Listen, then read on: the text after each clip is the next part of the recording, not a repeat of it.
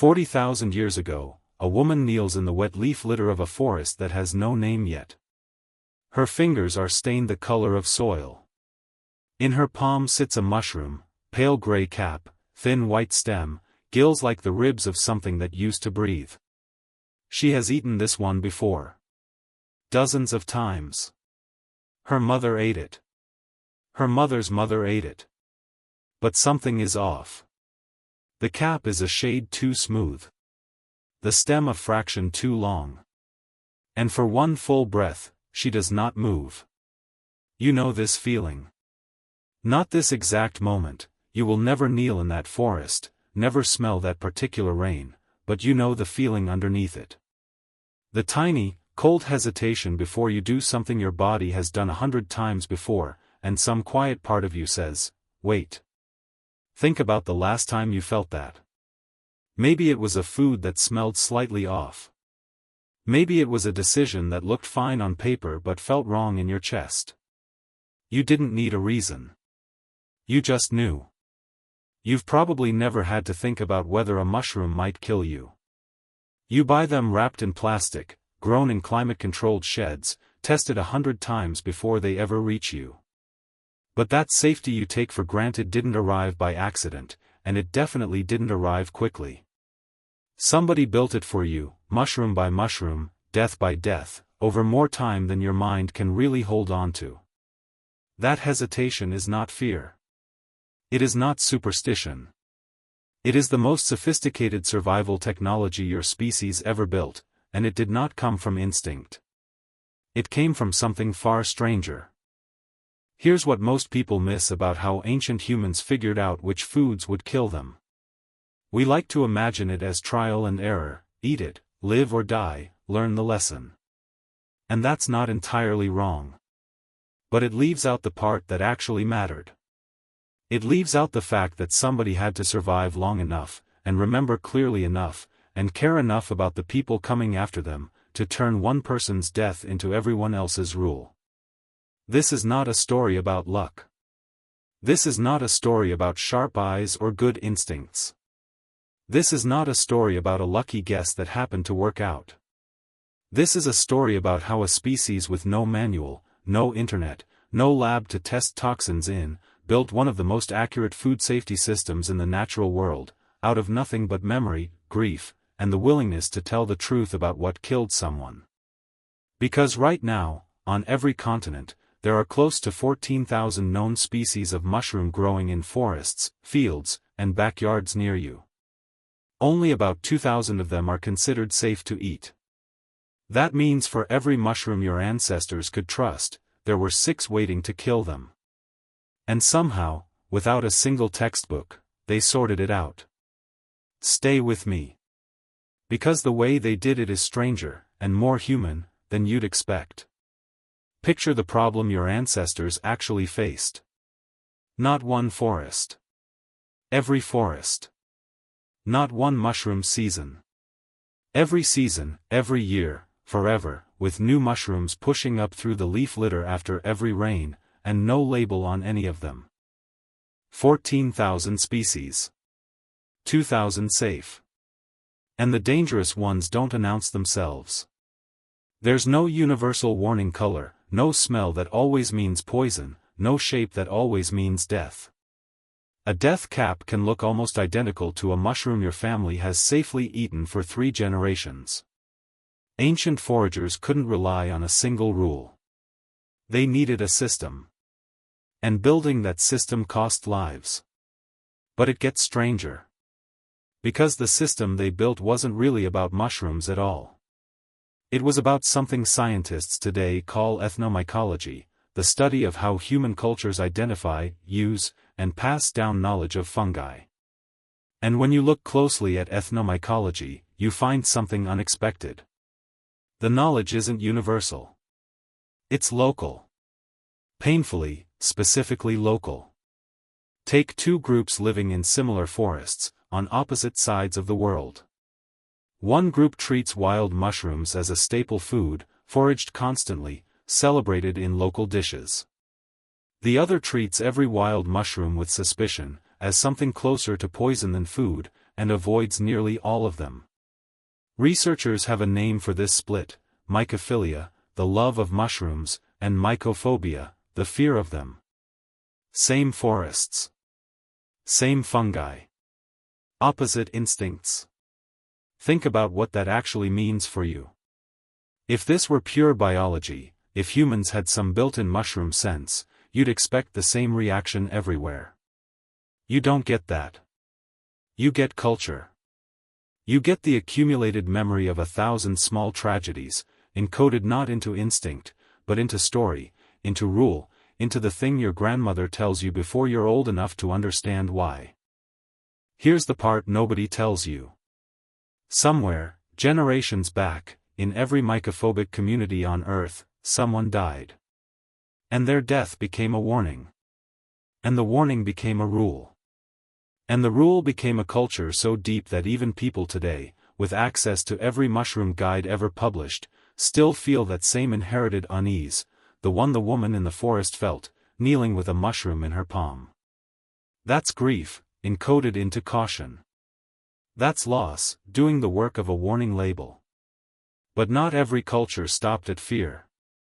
Some pushed further. In parts of East Africa, foragers developed something more advanced than simple avoidance, a traditional method for eliminating toxic compounds from mildly toxic mushrooms before eating them, known locally as gusabura. Not every questionable mushroom had to be thrown away. Some could be treated, processed, made safe through a sequence of steps passed down exactly like a recipe, because that's exactly what it was. Think about what that represents. Somebody, at some point, didn't just learn which mushrooms to avoid. They learned how to fight back against the ones that weren't quite safe, how to break down a toxin before it could break down them. That's not luck. That's not instinct. That's chemistry, discovered by trial, refined over generations, without a single scientist in the room. And notice something else, something that tells you exactly how careful these systems really were. In many hunter-gatherer and forest-dwelling societies studied by researchers today, unfamiliar or borderline foods weren't handed straight to children. They were tested first by the people the community could least afford to lose track of, the elders, who already carried the accumulated memory of what had gone wrong before, and who could recognize an early symptom for what it was. It wasn't sentiment.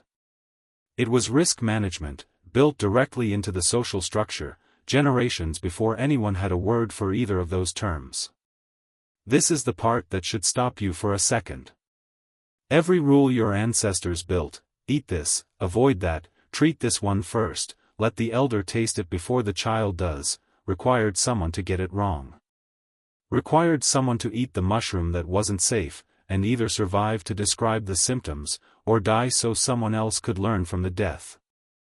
Every safe mushroom on your dinner plate today is standing on top of a very long list of people who found out the hard way. But a lesson only survives if it can travel. And a dead body doesn't travel well. A story does. Researchers who study this kind of traditional knowledge today keep finding the same pattern, across completely unconnected cultures. The dangerous mushrooms don't just get avoided, they get wrapped in folklore. A cursed patch of forest. A mushroom said to belong to spirits, or to bring bad luck, or to be forbidden by some ancestor who knew better.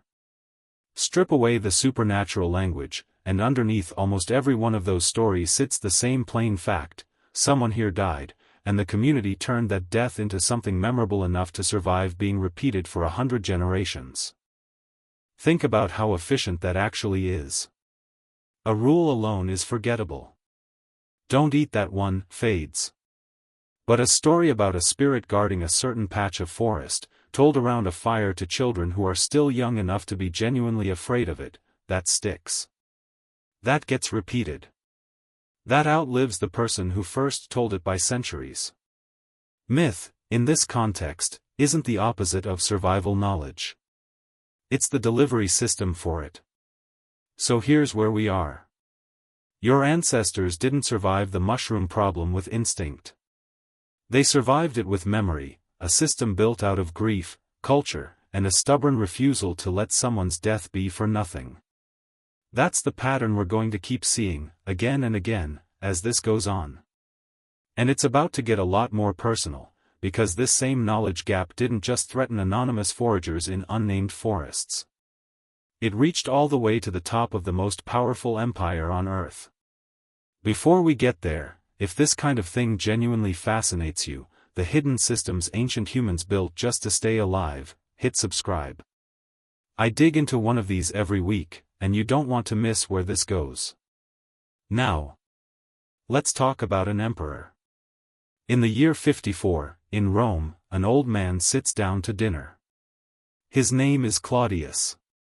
He is 64 years old, and despite a stutter that made his own family mock him for most of his life, despite a limp, despite being written off as unfit to rule by nearly everyone who knew him as a boy, he has spent over a decade as emperor of the most powerful civilization on the planet. He has conquered Britain. He has built aqueducts. He has survived plots that killed better men than him.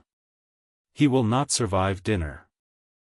The meal includes mushrooms, a dish the Romans loved, especially one particular species, a brilliant orange fungus so prized they named it after Caesar himself. Amanita caesarea. Caesar's mushroom. Safe. Delicious. A staple at any respectable Roman table. If you'd been invited to that dinner, you'd have reached for it without a second thought, the way you'd reach for a food you've trusted your entire life. But there's a problem. A problem that has nothing to do with taste and everything to do with appearance. Because there is another mushroom growing in the same forests, at the same time of year, that, once cooked, can look almost exactly like Caesar's prized fungus. Pale gold instead of brilliant orange. Close enough, in a crowded kitchen, under torchlight, to fool almost anyone. Close enough to fool you. It's called the death cap. And ancient historians believe that on this particular night, someone made very sure the emperor got the wrong one. There's one more thing worth knowing before this story gets stranger. It's usually told as a simple murder, evil wife poisons husband, end of story. But look at who's actually involved, and it gets far more complicated. The emperor's wife, Agrippina, had a son from a previous marriage. A 17-year-old boy named Nero. And Claudius had his own son, Britannicus, who was getting old enough to become a threat to Nero's claim to the throne. The Roman historian Tacitus recorded that Agrippina arranged for Claudius's food taster to slip him a poisoned mushroom. When that alone didn't finish the job, when the emperor started, horrifyingly, to recover, a second dose was needed. The historian Dio Cassius, writing generations later, described it even more precisely: a single, especially large mushroom cap, quietly pointed out to Claudius at the table. Take this one. The best one. Suetonius tells a similar version. 3 different historians, 3 slightly different details, 1 identical outcome. Within hours, Claudius could no longer speak. Within a day, he was dead. And months later, his stepson Nero sat on the throne of Rome. Pay attention to this part, because it matters. Whether Agrippina truly planned it, or whether it really was a tragic accident with a notoriously deceptive mushroom, the Romans themselves overwhelmingly believed it was murder. And they believed it specifically because everyone already knew the death cap could pass for something safe. The plot only worked because the underlying danger was real, and everyone at that dinner table understood it. This is not a story about one unlucky meal. This is not a story about one ambitious wife. This is not a story about a single mistake in a Roman kitchen. This is a story about a danger so well understood, so deeply embedded in the culture, that it became a plausible way to kill an emperor and get away with it for 2,000 years. And here's the part that should genuinely unsettle you. This wasn't a problem ancient humans eventually solved and moved past. 1700 years after Claudius choked on that dinner, in Vienna, the Holy Roman Emperor Charles VI sat down to a dish of mushrooms stewed in oil. No assassin. No Agrippina. Just an ordinary meal, and an ordinary mistake with an extraordinary mushroom. 10 days of worsening illness later, he was dead too. 2 emperors. 17 centuries apart. Killed, or possibly killed, by the exact same species. Not because the knowledge didn't exist. It did. Everyone at both tables almost certainly knew death caps were dangerous. They just didn't know, in that specific moment, with that specific mushroom, that they were looking at one. And that gap, between knowing the danger exists in general, and recognizing it in your hand, right now, is exactly where the real story lives. There's one more thing about Claudius worth knowing, because it took modern medicine almost 2,000 years to catch up to what the historians already suspected. When researchers re-examined the described symptoms, the abdominal pain, the vomiting, the excessive drooling, the sudden drop in blood pressure, the pattern matched a specific toxin, muscarine, a poison found in certain mushroom species. In other words, if you handed a modern doctor nothing but a list of Claudius's final symptoms, with no names attached, no empire, no scandal, they could still point at a mushroom and tell you exactly what did it. The biology outlived the politics. Now watch what happens next, because this is the part that explains everything: the forager kneeling in the forest, the emperor at his final dinner, all of it. The death cap doesn't kill you right away. And that single fact is the reason it has fooled people for thousands of years. Most poisons announce themselves fast. Burning. Nausea. Something wrong within minutes, while you can still remember exactly what you ate and warned someone else. The death cap doesn't play by those rules. Its toxins, compounds called amatoxins, can sit quietly in your body for 6 hours. Sometimes 12. Sometimes an entire day passes before the first symptom appears. And when symptoms finally do show up, they look almost ordinary. Stomach cramps. Vomiting. The kind of thing you'd blame on bad shellfish, or a stomach bug, or simply eating too much at dinner. Claudius, according to the historians, seemed to be getting better after his first attack. He wasn't. The toxin was already moving into his liver, quietly, patiently, while everyone around him relaxed. That false recovery is the cruelest part of the entire mechanism. Ancient physicians, and ancient foragers, had no way to connect a stomach ache on Tuesday to a mushroom eaten on Monday night. By the time the real damage showed itself, the meal that caused it was already a memory, already forgotten, already impossible to trace back with any certainty. Hold that thought, because this is exactly why trial and error was so brutal for early humans. With most dangers, a wrong bite, a spoiled piece of meat, the lesson arrives fast enough to actually teach you something. You feel sick, you connect it to what you ate, you remember, you warn the next person. But a poison with a full day's delay breaks that entire feedback loop. Nobody can reliably say which mushroom did it. Which means the knowledge couldn't come from one bad experience. It had to come from dozens of them, compared, argued over, and slowly stitched together into a rule that finally held. That is what the woman in the forest was carrying in her body without knowing the biology behind it. Not a fact. Not a diagram of a liver. A feeling, inherited from every person before her who ate the wrong mushroom and either survived to describe it or died leaving just enough of a pattern for someone else to notice. Her hesitation wasn't fear of the unknown. It was the compressed weight of every death that came before her, translated into a single, wordless flicker of doubt, right before she chose not to eat. She set the mushroom down. We'll never know her name. We'll never know which forest, which year, which exact mushroom nearly fooled her. But we know, with total certainty, that thousands of people like her existed, people whose small, cautious choices, repeated across tens of thousands of years, built the invisible rulebook every forager still carries today. And this is where it gets remarkable. That same flicker of doubt hasn't gone anywhere.